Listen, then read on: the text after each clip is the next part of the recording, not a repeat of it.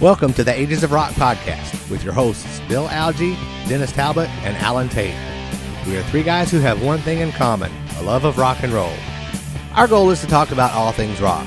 We hope you find this show intriguing, funny, and occasionally highly opinionated. Enjoy! Got it. I got to hit that button first. Oh, hey, welcome to the Ages of Rock podcast. We're on episode number 291. Let's see. 2 weeks ago, we had a young man on here that was 23. Last week, you guys just had old people on. So this week, we're gonna have. It was. You guys are all old. It was a great night of everybody going, "Get off my lawn! Get off my lawn!" Do you remember when? Yeah. So tonight we got with us Jack Ryan. It's also known as what's your Jack other the name? Ripper. Jack the Ripper. Yeah. Yeah.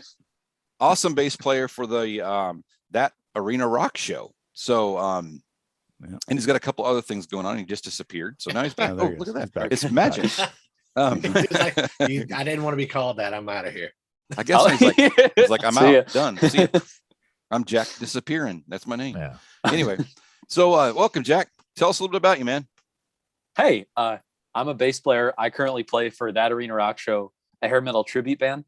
I've been playing professionally since I was 17, and I've played for a bunch of different groups, ranging from my first professional gig was with like a new metal group in the vein of Disturbed or Breaking Benjamin. Then I went on to tour with a blues artist for a while. Actually, when I got that gig, I didn't know how to play any blues music, but I told her I did, and I just stayed up late and learned. But after that, I went on to play in like a Bruno Mars Prince cover band, and now I'm in an 80s hair metal tribute band, and it's the most fun I've ever had.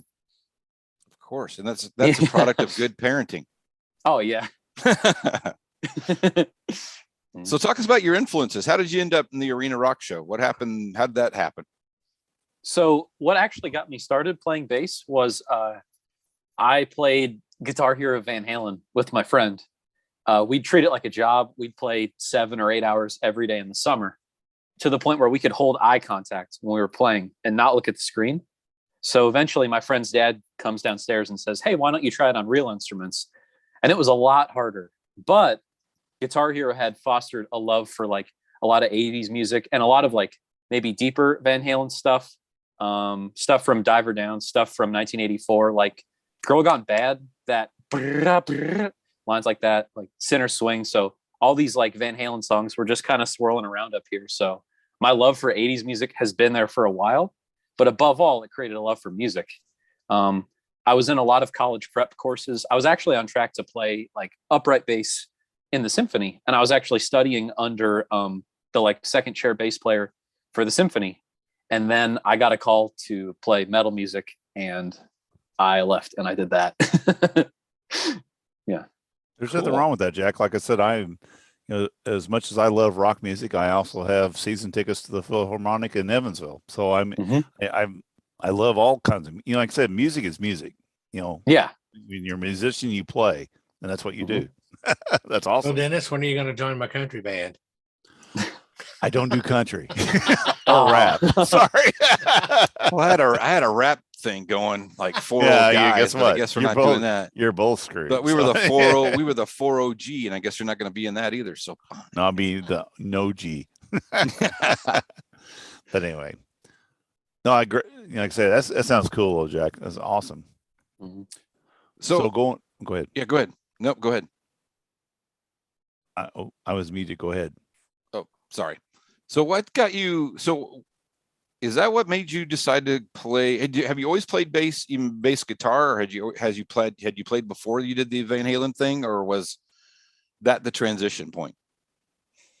I had tried guitar, but honestly, like if you've ever played Guitar Hero, you know that there's like that strumming switch. That strumming switch is a lot closer to like the thickness of a bass string versus a guitar string with like the force that you need. So guitar always felt like junior bass, if that makes sense. And so it just felt better in my hands. And it was way more fun to like play something where the note would hit you in the chest than like sing, you know? And it didn't hurt that my dad had this really nice Warwick bass that he let me play. It was from some lawsuit that they had with Music Man. So it was like a kind of rare bass, and it was like the best starter bass I could have ever asked for, you know? Yeah. Cool. Mm-hmm. So yeah, it's always been bass. Yeah. So Jack, the main reason we were having you on here tonight is something's going on very interesting in your life. So let's talk about that a little bit. I wonder what it is. and this is where we're going to bring, instead of Jack Ryan, we're going to bring Jack the Ripper out. Oh, I might need a little bit more to get there in you character. Go. There you go. So how did this all begin? Go from the beginning of this. I mean, how did this journey start, and where are you at this point? And I'm really curious about how much interaction you've had with the band. Just, you know, you need to be a little more clear about what you're talking about. I'm not sure. No, everybody listens. I think I put it all out there. So yeah. Sure. So like a year and a half ago, I was called to join That Arena Rock Show, the group that I'm currently with. And I'd always enjoyed 80s music, like, you know, especially Van Halen, but, you know, like your Poison, your Motley Crue. But I hadn't ever really been in a band where that was the focus.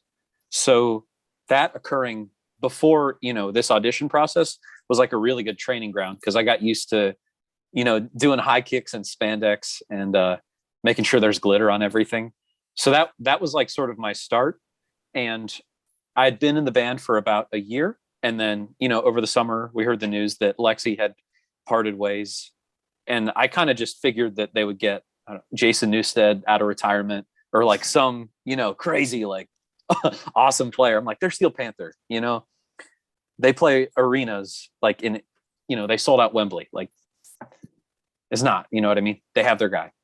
But a bunch of people encouraged me the day that the word came out that they just had an open audition. A lot of people were hitting me up like, hey, you know, try.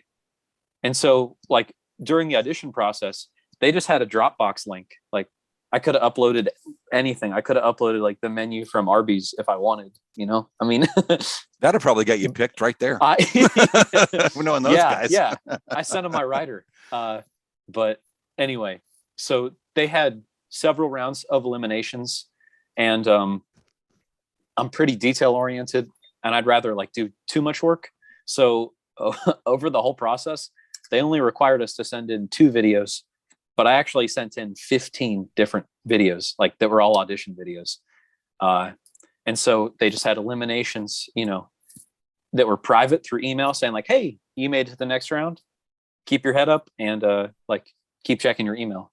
And then this whole voting process happened, and it was really cool to see like people that, you know, were obviously important in my life, like my dad. You tend to know your dad pretty well. He was supportive. Yeah.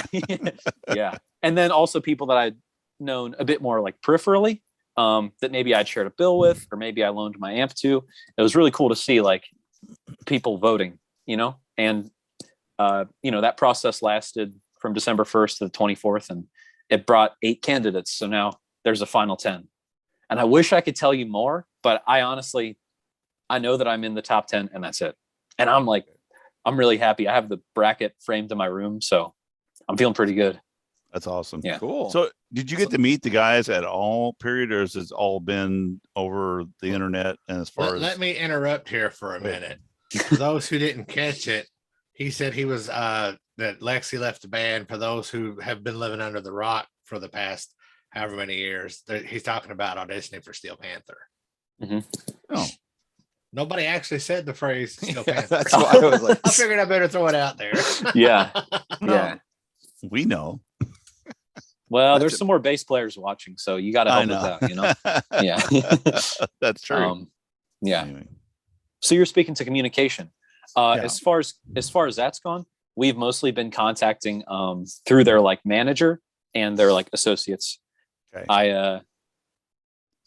I've not yet spoken to like Michael or Styx or anything, but I'm sure that they're in the loop. because I know that they have taken some other people out of the group that have put in for it. They've taken them out and did shows. They did one-offs with this guy and one-offs with this guy. I didn't know if you've been contacted as far as been with them as far as you got any shows coming up or anything like that. So no, no show announcements yet. But I actually went and saw him with Ricky Dazzle at Eclectic Room, and I got a set list. So in that respect, I yelled at him. I think I yelled for them to play Party All Day. So in that way, I've talked to him. There you go. Yeah. Cool. Yeah. I've seen them a couple of times. They're pretty cool. It's a good show. Very good show. They're a good band. Oh my gosh. It's like effortless. It's like they just like flip on a switch, I've been to some shows where they're performing at a high level and you can see them, like flexing or straining, but they were playing well and it looked easy. So it's just cool to see people be good at what they do, So speaking of them, turning it on and performing, did they give you any instructions as to, when Lexi's on stage, she does this, what are you going to bring to the table? Good question. They left it very open-ended. Basically, we were to submit something introducing like our character, and then we were to submit something playing along to one of their songs. I think there was like one sentence of text each. So I think they kind of wanted to see where you would go with it, because ultimately your instinct, like creatively, and your comedic instincts are what they're going to have to work with. Yeah, and Lexi was funny. I mean, that dude, yeah. Oh my God. Yeah. Just watching him on stage, it is, I would catch myself really following him around. I mean, watching him and the antics with the mirror and all that kind of crazy stuff he had going on was just hilarious. I mean, it's funny stuff. And then especially for a band like that, he was one of the main characters as far as, I mean, I know the bass player is not the main character, and I'm sorry, Al, and I'm sorry, Jack, but it's okay. Gene Simmons will disagree with me, but what I'm saying is, like you said, his character. I mean, wait, I'm just joking, Al. Jack Blades, I don't know, but like Jeff with him, Wilson. I mean, okay, so none of the other guys had their little table out there with their mirrors and their makeup and shit. I mean, that was the main character of the band, and that was their person that they actually all the jokes went to. I mean, Lexi was a dump. I mean, they dumped on him all the time. So that's why. I mean, so when you went into this, Jack, what was your thought of how to make a character, how create a character for this? Did you kind of go for that? You want to be the dump of the joke, or did you want to be somebody? It'd be a hard decision to make as far as that. So, what was your thoughts on when you were deciding on the character? Yeah, over my time playing in arena, we're not nearly like the comedic band that Steel Panther is, but during breaks between songs, I would often go up and just try and say the dumbest thing that I could into the microphone. And that was kind of like practice to see like, oh, how do people that like say 80s hair metal, like what kind of jokes work with them? And I found overwhelmingly that like making myself look, can I swear? Yeah, you can say anything. Okay. Okay. Well, good Lord, like, we have a thing on our thing that says we're politically not incorrect. It's all because of me. So guess cool. what? I want to hand it to Jack Ryan. You could be the guy now tonight. Okay. I just didn't want you to like if you had like a Nature Valley granola bar sponsorship, like if I said damn, you lose it or something. We are self-sponsored. We're sponsored by gummy bears, man. Okay. Oh, awesome. But yeah, I just found like it's a lot more fun to just make yourself the dumbass. So if the opportunity presents itself, I would very much like to be like the target, it's very fun for me. And in like my personal life, like when I joke, like with people, like I try and make myself the target, because at the end of the day, like if you put it on someone else, you're not sure how they would take it maybe, but if you put it on yourself, that's something you can control, you know? Yeah. I am all about self-deprecating humor. Oh yeah. Oh. Yeah. Yeah. It's hard. I It's said hard. deprecating, Dennis, not defecating. Well, I'm the poster boy for that because I usually gather all the jokes. You know what? And I like it because I'm a joke guy. So it is what it is. It's gonna take you. No, it's awesome. It's hard to not have a little bit of like self-deprecating humor if you play bass, you know. But you have to have at least a little bit to play bass, of like being the ability to laugh at yourself, you know. They'll get you that, like I said. Oh. Yeah, I don't. You know, there's a lot of great bass players. I mean, there's a great bass player. You know, you got to have all of it to make a band, right? So there's yeah, it's kind of weird. I wonder where that came from, where that started, where the bass player was kind of the dumping ground. I mean, obviously, only have four strings. Oh, okay, I got you. Obviously, the lead singer gets all the chicks because they're out front, but other than that, yeah, I wasn't sure how that worked. And so, Jack, as far as so where you're at now in the thing, I know you can't talk much about it, but I mean, they're down to what, the top 8? Fair. Top 10 counting the 2 that they had before. I know that they had the bracket itself had 8, and then they had the 2 that were, and one of the guys that you were talking about, the big muscly guy, he was the guy playing the one in Louisville. That's a guy that, you know, that's been playing with them, kind of filling in. So yeah, I can't imagine that guy being the butt of people's jokes. So did that guy? How did that guy come in? Was that just something that they picked out, those 2 guys? That was their 2 picks, and they had this bracket to fill the backspace of that, Jack? Or how did that work? Do you know? Yeah, so they pre-selected Ricky Dazzle and Ricky Thrash. Right. And then the remaining, I'm guessing they had 34 that they liked. They picked out 2 that they were especially fond of, and then to like build, you know, anticipation around it. Sure. Which like it's effective. You know, I've never talked to my family members and my friends and like all the people that I've met along the way more about Steel Panther than when I was doing this, but they pre-selected 2, and then they said, okay, here's a 32 contestant like bracket. Let's bring it down to 8. Right. So that's how they did it. Yeah. So how did you explain to your mom about Steel Panther? It's like, Mom, I'm going to be doing pussy jokes every night on stage. Don't be offended, but I might I might say the word vagina at some point. No, that won't be the word. Yeah. I was being nice. I'm blessed to have like a social group and say like support system around me that's I would say above all, they just want me to like succeed and play bass at a high level. And so they were able to see past that. And trust me, there's a lot of stuff to see past, you know? Oh yeah. You know, that's part of it, right? The shtick. Mm-hmm. Yeah. Yeah. Oh yeah. Because they're phenomenal musicians. The music is really good. Mm-hmm. And you know, the songs are the songs. They just crack me up.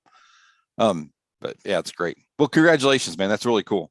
Yeah. I feel like the raunchiness is the like hook to bring people in. Yeah. And then the great songs are what like has sustained a fan base.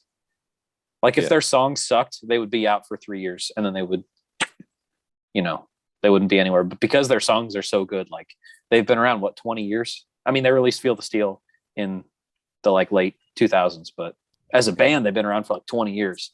Right. You know, it's kind of funny because they get panned a lot for that, you know, because the music is kind of, you know, they're like the Weird Al. Yeah, they get that. But they're like the Weird Al of rock and roll. But the thing is, all their stuff, and like, you know, Weird Al, you know, redoing a song, they're actually making songs. They're just making dirty songs. And it's funny, but like you said, the musicianship, and when they're playing, is just phenomenal. I mean, I'll put those you know 4 guys up on stage.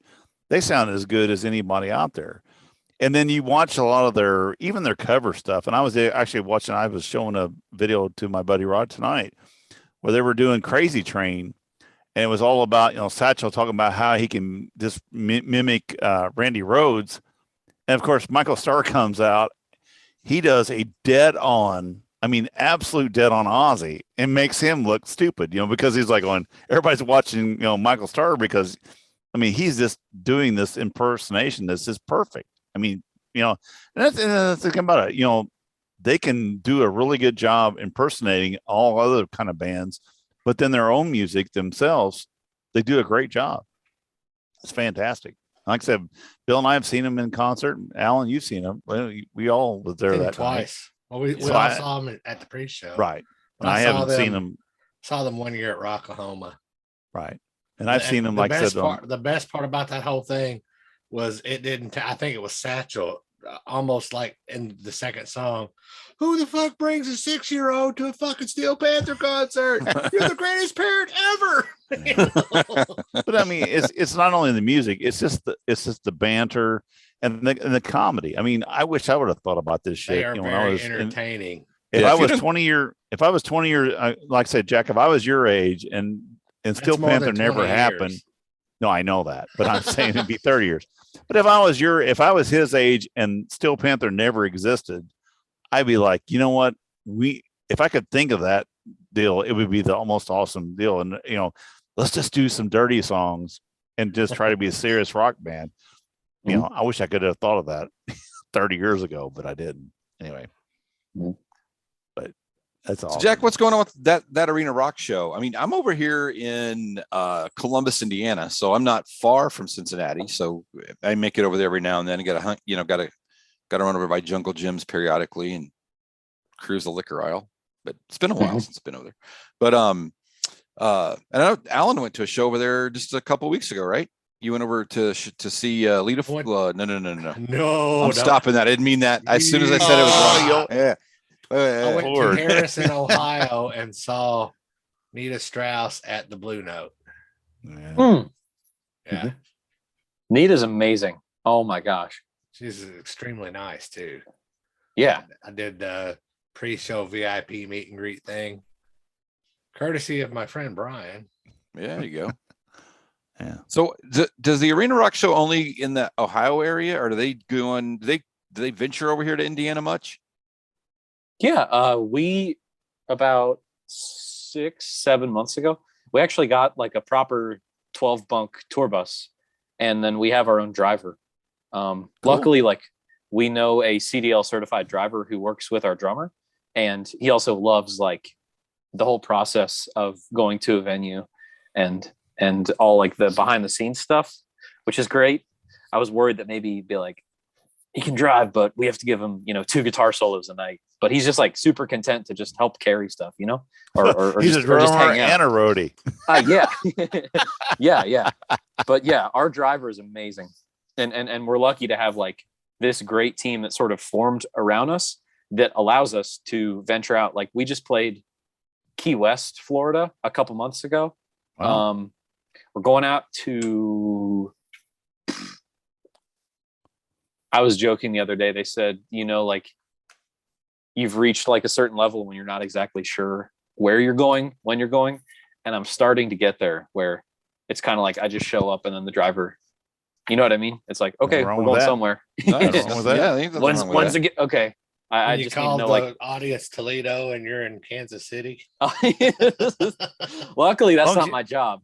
Yeah. So you got as long as you don't get on, as long as you don't get in a car and they take you out to the woods somewhere and you don't know where you're going. Remember that. Don't. If they offer to take you snipe hunt, decline. Free candy. Don't get in that bus. Don't get. Show me the candy before I get in the bus. I'm not an idiot. If they offer to take you to the train station, don't go. I played at Lazy Acres. We played at Lazy Acres like 8 months ago. And this guy was insistent that he said, you should hang out with me in my trailer. He said, I have Fireball and like weed. And I was like, I'm good. Like Bill was going Fireball. He liked to be on the Fireball. No, that's okay. Fireball, weed, and a trailer. That doesn't sound good. That sounds like something you'll see on 2020 at some point. It'd be like going, hi, I'm Chris Hansen. Poor bass player Jack Ryan went one night to a trailer. Went missing. Went missing with weed and Fireball. Well, he kept, the like flight size things. Yeah. He kept throwing those at me. Like when we were He was trying to get you drunk on stage. Yeah. So you could be easier afterwards. Those would hurt if you got hit by him. Yeah. They did. Yeah. And if, What was he thinking? He had a good arm. And Jack, if anybody ever says walks up to you and say, "Hey, does this smell like chloroform?" Don't. That's the don't do it. Don't. Yeah. Don't do it. Well, I'm going to ask you a question that Dennis is famous for asking, but since he's not a bass player, I'll ask. You wouldn't know. Tell us about the bass guitar that you're currently holding and what your rig setup is like. Sure. I actually have it like set up, like just right beside me. So actually, I usually get like fancier with it, and like my fancy bass is getting worked on. So right now it's just a white Precision. I put tape over the pickups because I pluck pretty hard. It's just a Mexican Precision, and then I'm running. Let me flip this. Okay, so then I'm running a Galen Kruger 700 RB and then Sennheiser wireless system. So this is for in-ears, and then this is for like wireless from my bass. It's a pretty bare bones setup. Like I usually don't even run with a cabinet because we all use in-ears. So it's pretty much just bass, wireless system into our X32. So there's crazy. like that's very so crazy how it is. Very similar to my setup. I have the Backline 350. Oh yeah. Those I've had that thing for like 20 years. They don't. Yeah, you almost want it to break so you can justify a new amp. Getting another one. Yeah, yeah. And then I run off of I have Westone. These are 5-driver custom in-ears. So like these, it sounds like a cabinet, and it's awesome. And I haven't lost any hearing. Yeah, I definitely need to get better. My ears I would think be. my in-ears are only 3 drivers. I could stand to have more kick drum in my ears. Yeah, Larry, I hope you're not listening. My ears would be a lot better if I wouldn't have 40 years of in the garage. We're all just playing at full volume and doing this, and not be able to hear nothing. I mean, all you do is hear yourself, and then you're like, we need to turn up more. I can't hear myself, and I was like, nowadays it's just incredible. I wish I would have had that opportunity as a being your age, 20 years, and and putting the in ears and being able to mix things and be, oh my God, it'd be so much better. So I mean, I played for a long time without them, and I carry like my amp is like 2 washing machines, and fitting that in a Civic is not fun. Yeah. Yeah. Totally get it. Using your the 32 you were talking about, do you guys run your own in-ear mix, or do you have someone that does your monitor mix for you? I do the monitor mix typically. I'll run our snakes. I'll run all our stuff into the X32, and then we just run everything off of an iPad, and we'll put an iPad on the drum riser. And if you don't like what you're hearing, just adjust your own channel. Yeah. Yeah. That's what we're doing with our band now. We have no stage monitors, and it has made a huge difference. Mm-hmm. You can crank vocal mics, and there's never feedback because there's no speaker to feed back with, Exactly. It's awesome. Yeah. God, I need to get back into music again. Oh yeah. Oh my God. And like finally, like as much as I like the sound of tube amps that are really loud, it's nice to not have guitar that shakes the stage, Yeah. It's all like amp sims. So until I have, until I'm in a position where I just show up, I'm gonna make it as easy as I can on myself, Well, tell our viewers and listeners where they can find you online. Sure. So I've been proactive and on every platform, whether that's Instagram, Facebook, YouTube, TikTok, Twitter. It's at Jack the Ripper Bass. So across all platforms, that's what it is. So when does the next round start? Is it? That's a good question. I don't know. Oh, they don't. They haven't. Okay, so I have no idea. You're like us. You don't know. So yeah. Okay. So People I said, yeah. Go ahead. No, go ahead. Oh well, like I joked. I said like I'm not sure what the next step is going to be, but it might be protected by an NDA. And then like my friends were like, "Oh, so you signed an NDA, so you do know what's going on. I'm like, no, that's what I think will haven't. happen. So now they all think that like I know I have some secret plan that's protected by an NDA, but I don't. I know as much as you know. So that's how interesting. How are the guys in the Arena Rock Band? Are they excited for you? Are they like, helping promote you? Are they like, dude, don't leave us. You do the sound and stuff, and we can't run our stuff. And he's all like, well, they're going to find out after this episode. They're going to be like, you motherfucker. That's super fair. And like with a 2-hour show like we do with Arena, where I also run key components of our performance, like our X32, it's not as easy as just like, okay, swap them out. So the first like round of auditions that I ever did, I contacted like 3 substitutes and didn't say like, hey, I'm auditioning for Steel Panther. I don't know what's going to happen. I just said to them like, hey, here's our set list. If you could learn it, that'd be awesome.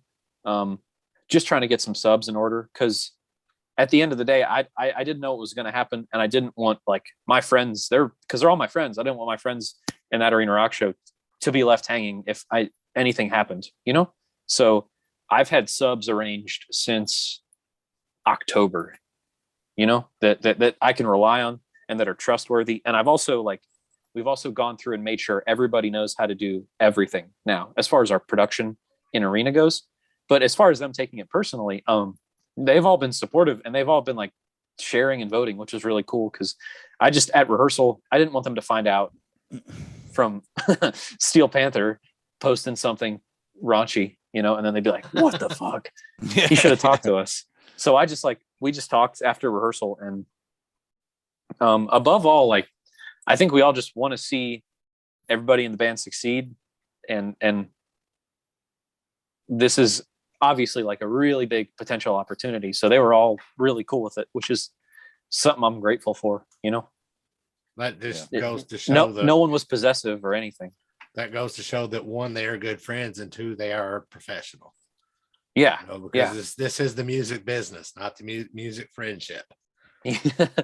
I mean, ultimately that's what it boils down to. Just ask Eric Singer. Jack, whenever they get to the point where they open up the next voting and everything, let us know, and then we'll also promote it on our page also. And I'm just really surprised that they haven't, other than their management, that they haven't contacted you guys. It's kind of interesting that they've been like that. But I'm sure that they're not going to get to the point where they get down to like a final 4 or something. They're going to be at that point, then you'll probably hear something from them. Well, they also had that Christmas tour they were doing, so that's part of the reason why they've been out. They had 20 dates or something through November and December. That's true. That's true too. That's true too. So that's probably taken up some of the. And I've actually watched a couple of those shows, and there have been different players. I know the one at Louisville was the one that you were talking about. It was one of the finalists, the muscle bound dude. Excuse me. But I also saw one that was recent. It was a little bit skinnier dude. So they're taking different people out on these tour to finish their Christmas tour. They're not just sticking with one person. I think they are honestly trying out different people to see what's going to happen. So, well, Jack, I hope you get a chance, man. I hope you get a chance to get up there and play one time, at least one time, and get to show show them what you got. I think that'd be just, if nothing else, man, put that on a resume.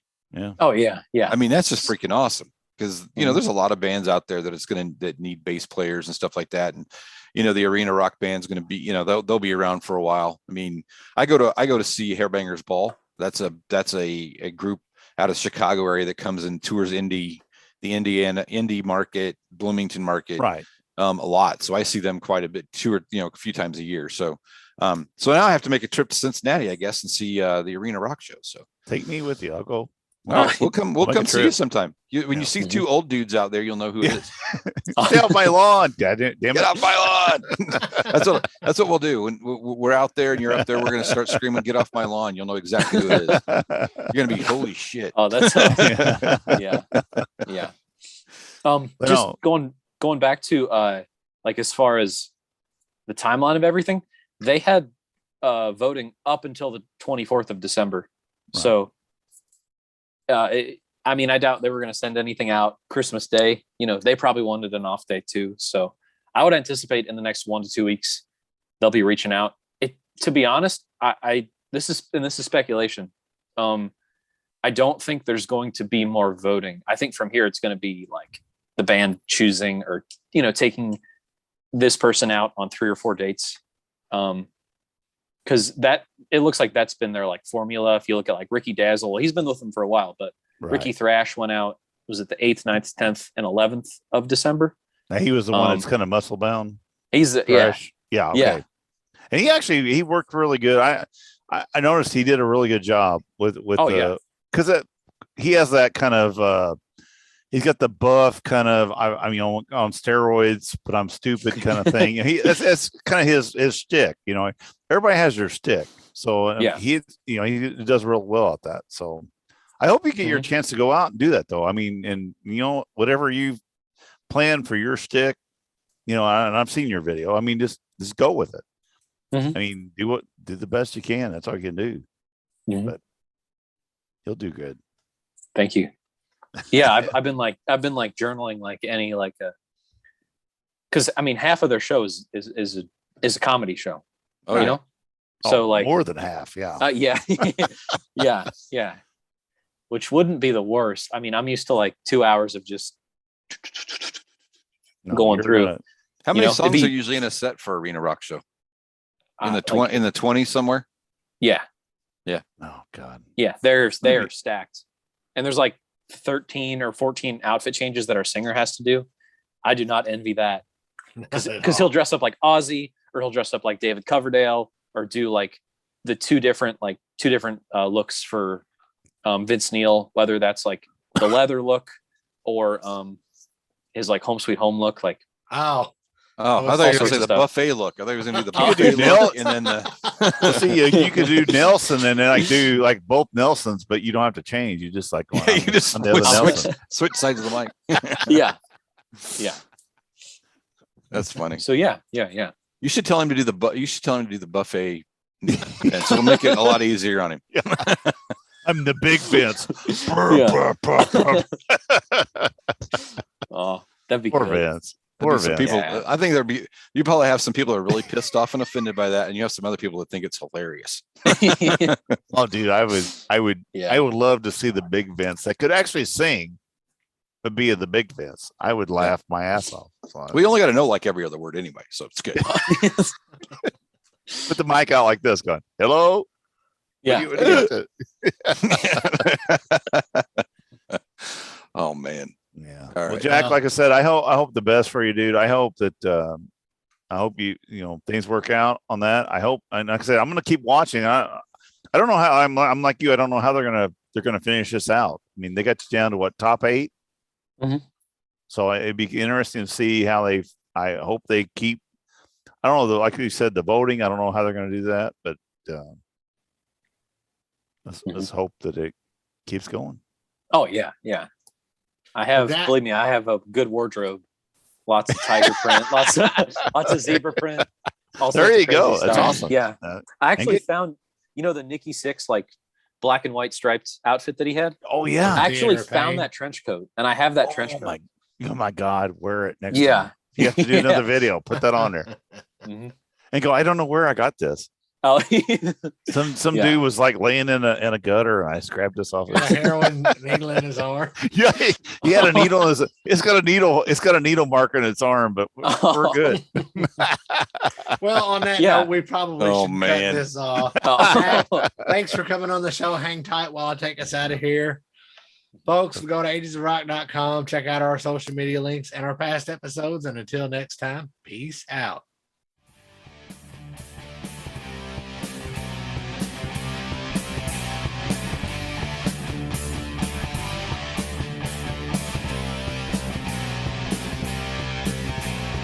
Thanks for listening to the Ages of Rock podcast.